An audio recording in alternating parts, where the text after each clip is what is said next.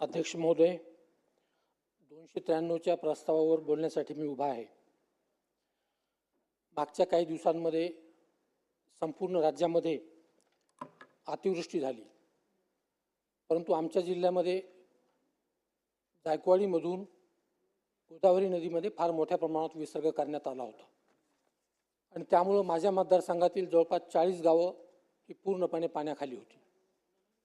सगळी पिकं वाहून गेली, घरं वाहून गेली आणि शेतकऱ्यांचं खूप नुकसान झालं.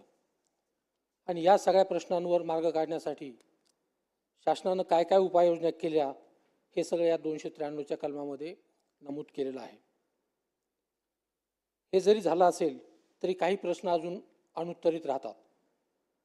आता माझ्या मतदारसंघामधील ज्या 40 गावांमध्ये पुराचं पाणी आलं त्या बऱ्याचशा गावांचा पुनर्वसनाचा प्रश्न बऱ्याच दिवसापासून प्रलंबित आहे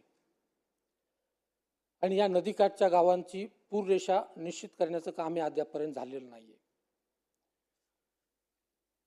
या अतिवृष्टीमुळं रस्ते, पूल, पाझर तलाव संपूर्णपणे वाहून गेले आहेत. त्याची एक दुरुस्ती करणं आवश्यक आहे.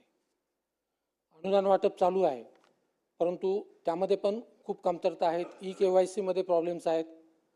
त्यामुळे शेतकऱ्यांची आणि दुष्काळग्रस्तांची त्यामध्ये नाराजी सरकारवर होत आहे. कापूस खरेदीमध्ये काही जाचक अटी लावलेल्या आहेत आणि कापूस खरेदीचे केंद्र वाढवणंही खूप आवश्यक आहे.